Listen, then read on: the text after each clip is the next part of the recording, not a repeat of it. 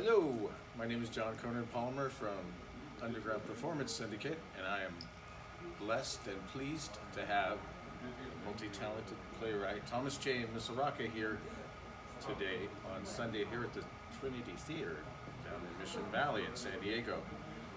We're right on the heels of the New Works Play Festival. That hear all that happy murmuring back there is the successful run. If you'd like to see is one act a good game, well, you're too late because just as the last thing. The good news is next week we'll be doing 6 of his one acts with Underground Performance Syndicate and Trinity Theater's production of a Stark Truth of Humanity collection of 6 of his one act plays. Thanks for coming, Tom. Well, thank you for having me, and it was exciting to be part of the New Works Festival and look forward to the Stark Truth of Humanity. And you will be coming a couple of times. I come down and will join us. For sure be joining you on opening weekend. Great. Not opening night per se, but Saturday night into Sunday matinee. And then I know I'll be coming the second weekend, most likely Sunday matinee, but that's those details have not been handed out yet. Yes. We might even get a talk back from you. You might get a talk back from me one of those days, yes. That's right. Well, Planned or not, I might just get up and start chatting. tell us a little bit about your work and yourself, in case some people who don't know who you are. Well, Who that would be. Well, I'm originally from right outside of Boston, Massachusetts, Revere, Massachusetts, which is known for the first public beach in America. And as far as I could remember, I've always wanted to write. Even without knowing words, I was always like drawing stories and telling stories in various ways. And so there was no question in my mind that I wanted to study writing. So I went to Emerson College, where I studied professional writing because I was just a little too worried to get a career, get a degree in creative writing. It felt like the jobs might have been limited, so I thought maybe I could write for magazines and catalogs and stuff like that. But I took as many creative writing courses as I could, and I really blossomed there. And I started mostly writing prose, short stories, and novels, and I did love that world because it was more that you could build, but I always wrote heavy dialogue. And then at one point, after I had a novel published, I didn't feel it quite got the momentum that I was hoping, so I said, you know what, I'm going to focus on this play I had. I wrote in college, I want to get that going, and then I was just hooked in the theater world pretty much after that. I still write a little prose, but I'd say it's probably 80% theater that I write now. And you do it extremely well with well over 150 one acts. short plays of all everything. I call a short play everything from 1 minute to 30 minutes. But yes, over 150 of those produced globally. And I have had 13 full-length plays produced around the country. Some those are individual plays. A couple of the same titles have been produced multiple times. Amazing. Actually, we kind of were coining something when we were looking through all of your plays. You were gracious enough to let us pour through many of your stuff, which it was a blessing and a curse, because we couldn't decide on, we wanted to do them all, but we had to hone it down so we got a really nice thematic core. We were kind of coined the term, we called you the Stephen King of one acts because you're so prolific and versatile. Thank you. And that's what we were trying to do with our Stark Truth of Humanity, kind of our roller coaster ride inside the mind of Thomas J. Misuraca, as it were. Keep your hands inside the cart. Stephen King being said, should we be expecting maybe a Netflix series for us to binge watch that's something like Tales from the Tom side or something? I mean, if Hollywood comes knocking, I would never slam the door on their face, but that's never been something that I've pursued. Film and television, it's such a different beast. It's so much work to get such little increments of exposure. That theater, I mean, you can do theater in a library, you can do theater in your backyard, you can do theater in a mall. Theater can be done anywhere, and much cheaper in comparison as well. It can be pulled together easy. Everything from stage readings, and you get basically the reward of your work, the reward of seeing your work on stage comes a lot easier than with film and television, where they have to, we really have to fit that certain, niche and still go through lots and lots of gatekeepers. There's a lot less gatekeepers in theater, and not that I'm a let's do it ourselves person, but worst comes to worst, it's a lot easier to do yourself than, say, granted, film and TV, especially film, has gotten really easier to do on your own, but at the end of the day, I just love I love writing for theater, I love the experience of theater, the collaboration of theater, but if, again, being said, if Hollywood said, hey, we would like to turn this into a movie or a TV series, if the terms were good, I would always say yes, because then at the end of the day, no matter what would happen, the play would always exist in the form that I wanted it to. Oh yeah, and you do a fantastic job of it too. I have a personal question. I know that you just coming down from this weekend of live music and debauchery. Yes, from the Cruel World Festival Debauchery, 2024. Yes. Yes. Of the bands, I saw, if not all of, at least bits and pieces of 13 live bands this weekend. Yes. That being said, do you think that the music that you grew up with influenced your writing or your attitude? Are there any bands in particular that gave you a certain attitude or certain thing that made you? I mean, I think it sort of gets to the point where that divides me. When I was younger and listening to like Joy Division and Bauhaus, that real dark stuff really informed what I was writing.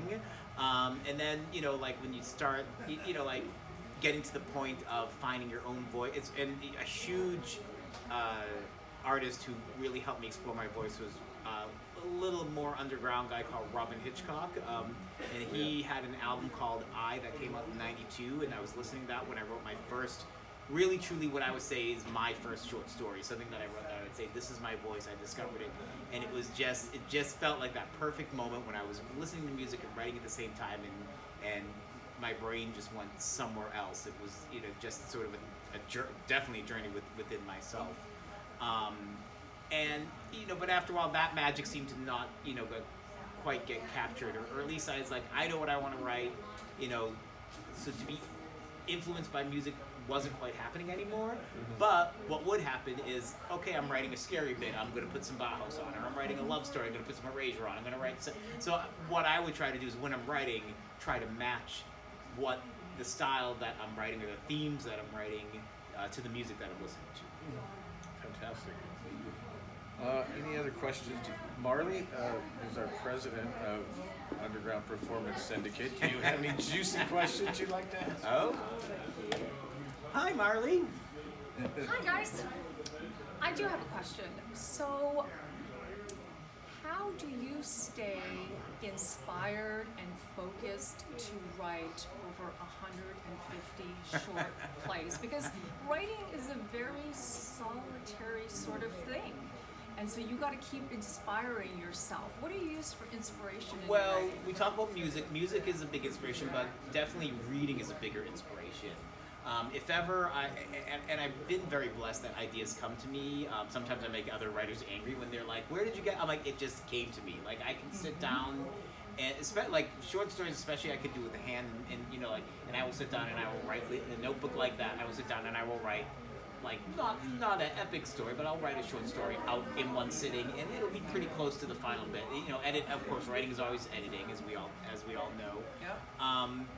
But I find reading, but on the few times where I feel like I'm not getting an idea, or just maybe I'm tired, reading is what I will do to kind of fill that writing time that when I feel I should be writing, and like it just sometimes it just be a line or a bit that well, let me tell you. So one of my favorite writers is Joyce Carol Oates, and I think it was American Appetites, because she writes about, you think I'm prolific, Joyce Carol Oates, she writes like 100 books a week, but I believe it was American Appetites, which is about a story where a man and a woman had an argument, and during the argument, he wasn't abusive, but it got a little physical, and he pushed her, and he ended up pushing her out a window, and she dies.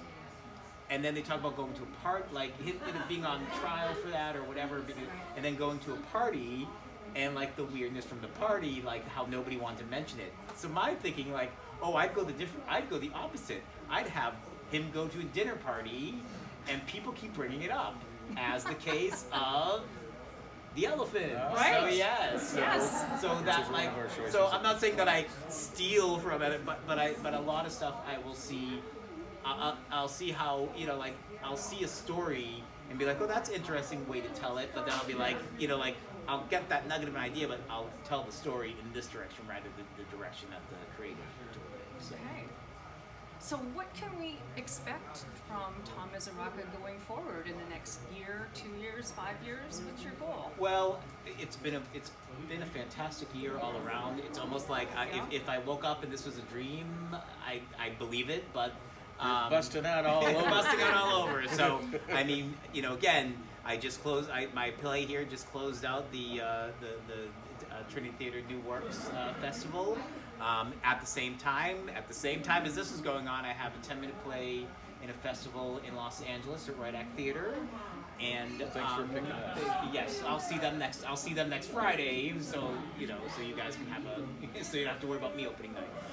And then I'll try to keep it slow because it's a long list. I also my 10-minute play, straight acting, won not only second place audience favorite but grand jury prize at Queer Tales in Ireland. Wow. Yes, I saw So that was pretty Fantastic. big. I mean, I was very because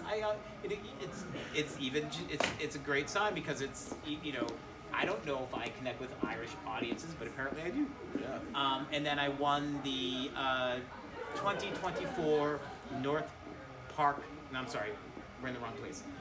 2024 Meanwhile Park new writing award, and they'll be doing my play In Dogs We Trust in July, and I will be actually flying out to see that because it's one of my favorite plays. And then in Florida, they will be doing Golden Age, I think, at Empire Theater. I'll have to double check with that. That's my old age superhero play, yes. which is starting to get a little more traction again.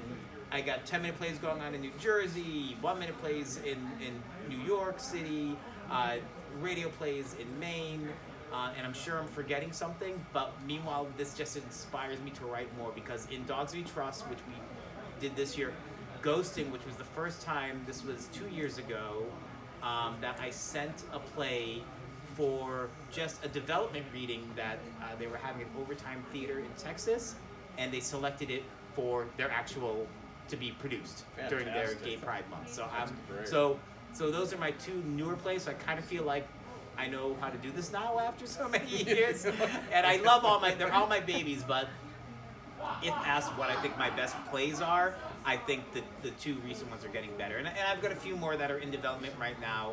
And I don't like to talk too much about the new stuff that I've been doing, but I might be writing the longest play that I've ever written in my life right now. An epic? It's an epic. An epic. Yes, an epic sci-fi, little bit of comedy, but facing the big things like if you had a chance to do it all again, how would you do it? So Wow. Is that talk being about a stark truth. Yeah, amazing. The truth is out there. And be there. May 17th to June 2nd, Thursday, Friday, Saturday, and Sunday, but not Thursday. And one more question I have to ask you. Okay. This is an inside joke. The question is, not a joke, but a question. What does the sycamore represent in The Elephant? Thanks for coming. We will see you. 9 performances. The stark truth Boiled again. of humanity. Thanks for your time. Thank you. Thanks, sir. Oh, thank you.